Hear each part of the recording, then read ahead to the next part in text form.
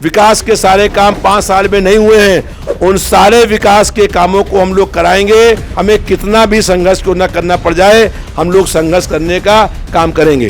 कि EVM machine में बड़ी हेराफेरी करने का काम हुआ है। नमस्कार, आदित्य पांडे नाम है मेरा और आप डीएनपी इंडिया देख रहे हैं। उत्तर प्रदेश विधानसभा चुनाव के नतीजे आ गए हैं और ऐसे में इस समय हमारे साथ लखनऊ मध्य के समाजवादी पार्टी के विधायक रविदास मल्होत्रा जी हैं।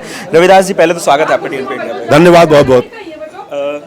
विधानसभा चुनाव के नतीजे आ गए हैं, अब जनता के लिए जो वादे किए गए थे उनमें से क्या क्या करना है? सबसे पहले हम जनता के बीच में आकर के उनका सम्मान करने आए हैं, उनका आभार व्यक्त करने के लिए आए हैं, जो उन्होंने अपना स्नेह, अपना प्यार और अपना विश्वास हमको दिया है।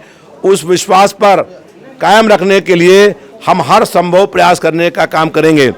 चुनाव में जनता से हमने बहुत सारे वादे किए थे कि सरकार बनने के बाद उन सारे वादों को पूरा करने का हम काम करेंगे, लेकिन हमारी सरकार नहीं बनी है। उसके बाद भी हम सड़क से विधानसभा के अंदर तक संघर्ष करने का काम करेंगे। अगर हमारी सरकार बन गई होती तो आज लखनऊ मध्य क्षेत्र में हर गरीब महिला को 1500 रुपया मासिक पेंशन मिलने का काम शुरू हो गया होता। अगर हम लोगों की सरकार बन गई होती तो प्रदेश के अंदर हर व्यक्ति को 300 बिजली फ्री मिलने का काम शुरू हो गया होता। हम लोगों की सरकार बनी होती तो 22 लाख नौजवानों को रोजगार मिलने का काम शुरू हो गया होता। और अगर अखिलेश यादव जी प्रदेश के मुख्यमंत्री हो गए होते तो पूरे प्रदेश में कोई भी व्यक्ति, गरीब आदमी भूख से मर न पाता। हम लोगों ने कहा था कि समाजवादी कैंटीन खोलेंगे जहां 10 रुपए में लोगों को भरपेट थाली मिलने का काम होगा। हमारी सरकार नहीं बनी है, उसके बावजूद भी हम इसी मार्च के महीने में बहुत जल्दी ही लखनऊ मध्य क्षेत्र के अंदर एक ऐसी कैंटीन की स्थापना करेंगे जहां पर 10 रुपए में भरपेट खाना मिलेगा और इसके पास 10 रुपए नहीं भी होंगे उसको भी हम लोग भरपेट खाना देने का काम करेंगे। मध्य क्षेत्र के अंदर कोई भी व्यक्ति भूख से मरने नहीं पाएगा, ये हम लोगों का प्रयास होगा। और अखिलेश यादव जी उस समाजवादी कैंटीन का शुभारंभ करने के लिए आएंगे, बहुत जल्दी ही वो कार्य शुरू होगा। और सड़कें टूटी हुई हैं, नाले भरे हुए हैं, विकास के सारे काम 5 साल में नहीं हुए हैं, उन सारे विकास के कामों को हम लोग कराएंगे। और उसके लिए सड़क से लेकर के विधानसभा तक चाहे कितना भी संघर्ष क्यों न करना पड़ जाए। जनता को इस समय पीने का गंदा पानी मिल रहा है। हम लोगों ने जब सरकार बनी थी, अखिलेश यादव जी मुख्यमंत्री थे, तो पूरी गोमती नदी साफ हुई थी और हजारों ट्रक मलबा वहाँ निकला था और इतना साफ पानी हो गया था कि लोग गोमती का पानी सीधे पीने का काम करते थे। आज फिर गोमती गंदी हो गई है और 27 नाले गोमती में खुल रहे हैं और वही गंदा पानी आज लखनऊ शहर के लोग पीने का काम कर रहे हैं। हमारी सरकार बनी होती, अखिलेश जी अगर मुख्यमंत्री बन गए होते तो गोमती नदी की सफाई का अभियान तत्काल शुरू होता, लेकिन उसके बावजूद भी हमारी सरकार नहीं बनी है। हम सभी मध्य क्षेत्र के अंदर हर वार्ड के अंदर जहां समस्या पीने के पानी की है वहां पर टंकी लगवाने का काम करेंगे। ये प्रयास करेंगे कि हर जनता को साफ, शुद्ध और निर्मल पानी मिलने का काम हो। और चाहे इसके लिए हमें कितना भी संघर्ष क्यों न करना पड़ जाए, हम लोग संघर्ष करने का काम करेंगे। चर्चा 400 सीटें जीतने की थी और लगभग 120 सीटों तक सिमट गई सपा।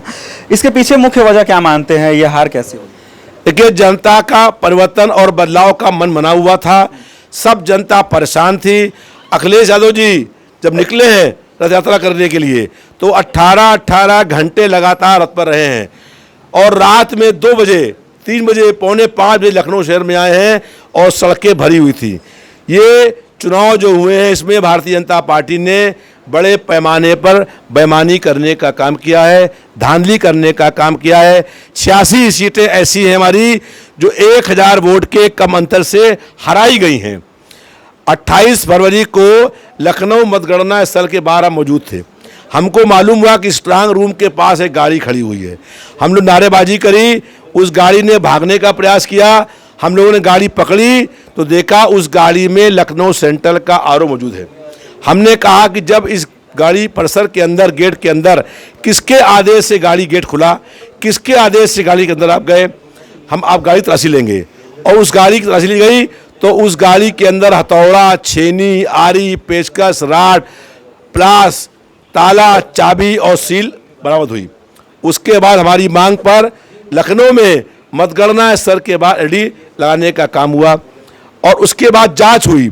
जांच की मुख्य चुनाव आयुक्त के लोगों ने, और जांच में ये पाया गया कि लखनऊ सेंट्रल का आरओ दोषी है, और जिसने आरओ ने चुनाव कराए थे उसको हटा दिया गया। नए आरओ ने मतगणना कराने का काम किया। बेईमानी में बड़े लंबे अंतर से जीतते हम लोग, लेकिन बेईमानी करके इस बोर्ड के जीत का अंतर कम किया गया है। सबसे मुख्य बात यह है कि देश का मुख्य चुनाव आयुक्त रिटायर हो गया, उसका रिटायरमेंट के बाद उसका कार्यकाल क्यों बढ़ाया गया? अगर क्या भारत सरकार के पास कोई अधिकारी ऐसा और नहीं था जो बनता मुख्य चुनाव आयुक्त? लेकिन मुख्य चुनाव आयुक्त को 4 प्रांतों में सरकार बनाने के लिए भाजपा के उसका एक्सटेंशन करने का काम किया गया।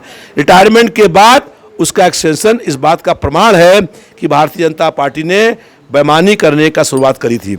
लखनऊ के आरओ की गाड़ी से हथौड़ा, छेनी, आरी, प्लास, पेचकस, राड, ताले, चाबी मिलना इस बात का प्रमाण है कि लखनऊ सेंट्रल का आरओ स्ट्रांग रूम के पास बेईमानी करने की नियत से वहां पर गया था, और जांच के बाद प्रूफ हो गया कि लखनऊ के आरओ ने बेईमानी करने का काम के लिए करा था।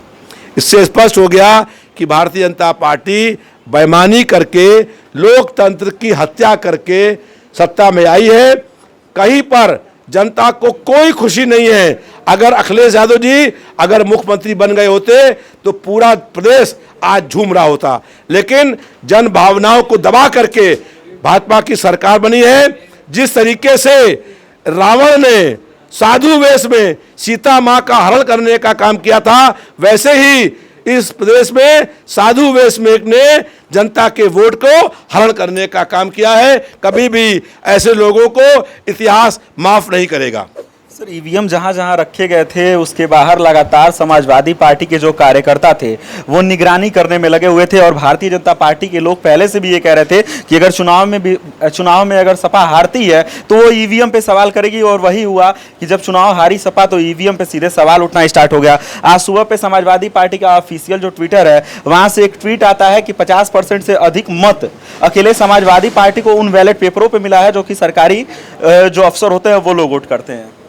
देखिए, हम आप जो बात कह रहे हैं और भाजपा जो कह रही है उसका खंडन इसी बात से है कि हम हारने के बाद नहीं, हम जीतने के बाद कह रहे हैं कि ईवीएम मशीन में बड़ी हेराफेरी करने का काम हुआ है।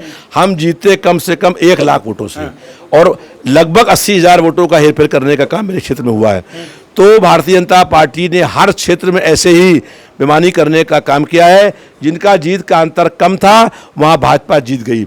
जो लोग अपनी मशीनें बचा नहीं पाए, लखनऊ शहर के अंदर 15 दिन 16 दिन जो है लोग रात भर वहां पर सोए हैं, रात भर दिन भर जागे हैं।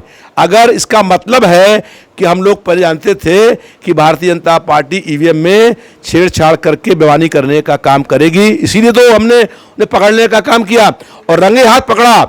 आप पूछिए उनसे कि लखनऊ सेंट्रल के आरओ की गाड़ी में हथौड़ा, राड, छेनी, आरी, प्लास का क्या काम था?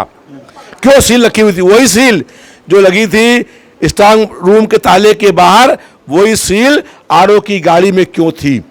इसका मतलब है कि भारतीय जनता पार्टी ने बेईमानी करी है, और हम लोग सुप्रीम कोर्ट जाएंगे, सड़क पर संघर्ष करेंगे, और 2024 में हम लोग ये प्रयास करेंगे कि देश में गैर भाजपाई सरकार बने और अखिलेश यादव जी देश के अगले प्रधानमंत्री बने। तो ये थे हमारे साथ समाजवादी पार्टी के लखनऊ मध्य से इस बार के नवनिर्वाचित विधायक रविदास मल्होत्रा जी, जो कह रहे थे कि अगर इस बार ईवीएम के साथ छेड़खानी न होती तो समाजवादी पार्टी की सरकार आई होती।